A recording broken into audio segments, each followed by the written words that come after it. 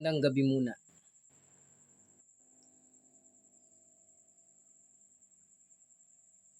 Magandang gabi. Magandang gabi po. Pakibati ang ating profesor at mga tagapakinig. Magandang gabi po, Dr. Allen, at sa lahat ng ating tagapakinig, lalo na sa mga guro at mag-aaral ng Master of Arts in Education. Maligayang pakikinig po sa ating talakayan ngayong gabi. Paliwanag mo nga ano ang leadership style.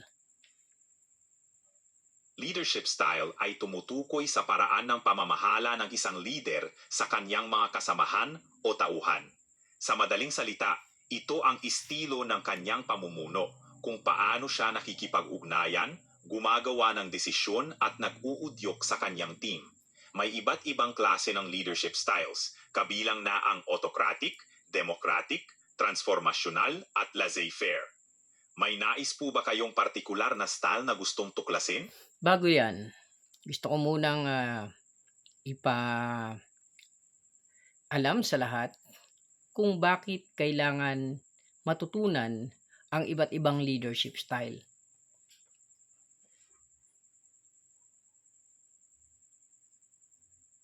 Mahalagang matutunan ang iba't ibang leadership styles dahil bawat sitwasyon at grupo ay nangangailangan ng tamang pamamaraan ng pamumuno. Ang isang style na epektibo sa isang